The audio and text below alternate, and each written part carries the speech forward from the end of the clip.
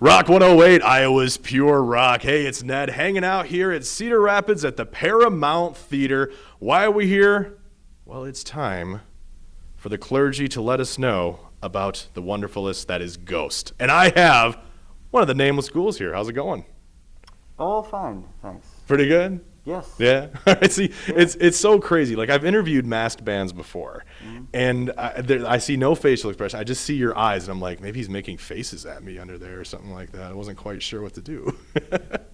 Maybe I am. Yeah, see, there you go. I'm not quite sure what's going on. Right. Well, the band obviously just released the Pope Star EP with the latest single being Square Hammer. When I was watching the video, and I watched it again today, I love the fact that it kind of has that cool throwback to like classic horror films. Where did you kind of get that inspiration from? Just in general. Just in general, yeah. Just in general, like, is there a big horror fan in the band? Like, how did that kind of come in together? I think that Ghost in particular is very much an outlet for that fascination of it is a very inspired band and a very inspired project, in the sense that it's sort of mixed in fascination of a lot of different music styles, and pop cultural horror, right? And what it stems back to, I mean, it's a life watching everything. Yeah, kind of goes with that. That has to do with horror, but a lot of films in general. It's very, very, very cinema driven. I think more so than people understand. It is very, very cinematic.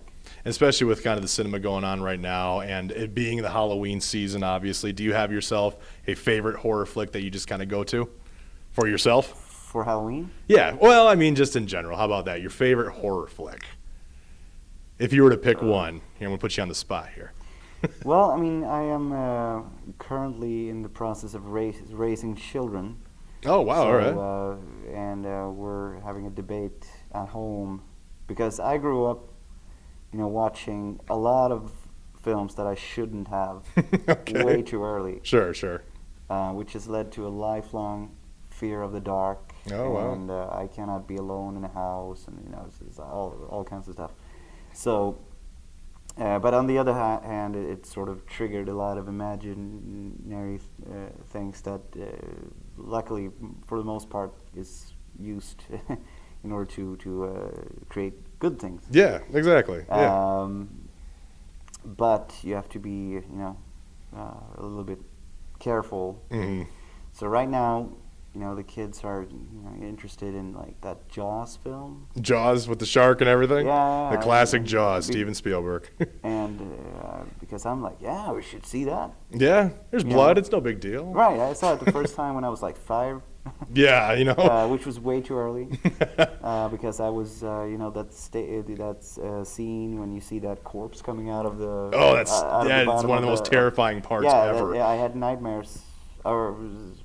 I still, not nowadays, but I had nightmares about that way into my, like, in my teens. Right, yeah. So, you have to, you have to pick your ones, and therefore I'm a little bit, like, either you go for something really cheesy, where the entertainment factor is high. Right, yeah. But it's clearly fake, and it's too over the top, so it's just like... So kind of like one of those old movies like Evil Dead or like Night of the Living Dead. It's like you can clearly tell it's fake, and you can separate reality. If you go down the whole, like, Fulci horror, a lot of that, because the pink, the blood is actually pink in that film, so it's like you can shrug it off as just nonsense. Yep, exactly. Whereas if you want to show a really good movie like Jaws, or Shining, Red Rum, it will be better, but also more terrifying. Right. Yeah. It's a little bit more of a psychological thing in a way. Yes. Yeah. If you think about it that way. In a way, my favorite films that I want them to see are probably the ones that would cause most damage. Right. Dang, that's an interesting way of looking at that, because when my first R-rated film I ever watched was The Terminator. And I remember seeing that stop motion Terminator for the first time, and that terrified me, just Right. like you seeing that dead body in Jaws. And it's just like, I'll never forget when I saw that for the first time. So in a similar way, well, there you go.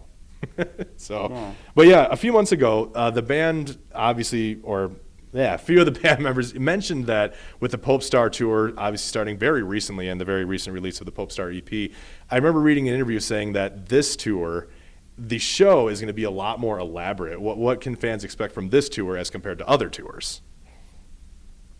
On this tour, we are expanding physically on the stage, basically. Cool. We have a lot more staging, and it's a little bit more in tune what we've always intended to do with, basically big sort of.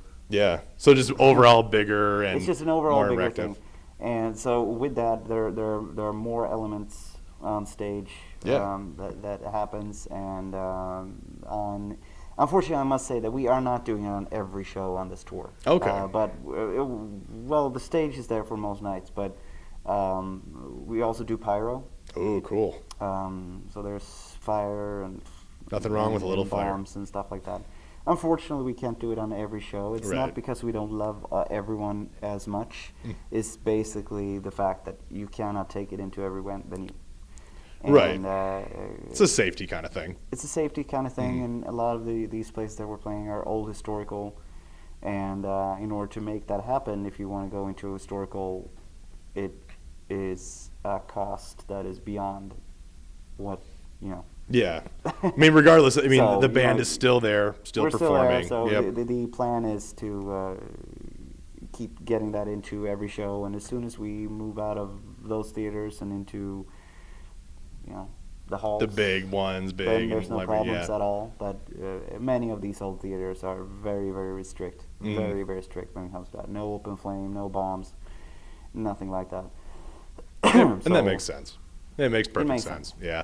Now, I was reading a little earlier today that obviously, like I've mentioned 300 times, it feels like at this point, Pope Star EP just came out. And I saw in another interview that you guys said that you were going to be looking into recording for a new album in 2017. And I also read something saying that there will be a new Papa Emeritus taking over. Is that all true, or what's the schedule for that? I mean, if we've done it 3 times in a row, So, yeah. I mean, So have we made it quite? I think we're quite obvious. Yeah, at this point, it's like, this is the kind of schedule that goes, Yeah. kind of thing like that. So, yeah. Now, when you're at a show, like today, right now, going on, do you ever remove the mask and the costuming and walk through the crowd and no one ever knows that it's you? Sometimes. Sometimes. No one would ever know, though, because no one knows what's under the mask and who are the band members, which I think is really unique because it kind of gives the focus on the art of the music and not necessarily like, look the big star that's going on right now. And that's what I respect about Ghost so much, is that it's really about the show, the music, and what people I feel as though should be focused on a lot. Do you feel the same way, or? I do. Okay. I do, but I sometimes I get the feeling that from a journalistic point of view, people read too much into it. Yes. Yeah. One thing, the upside of what we're doing and how we operate things is that you should focus on the show. But the reason why we came up with the idea was because we never thought we were going to be a big band. Right. So that seemed like a fantastic idea at the time because we were going to play 2 shows a year. And it was going to be easier just to come in and, there's going to be 1,000 arty-farty people there that just there for the theatrical elements of the show and they don't care about being famous or anything.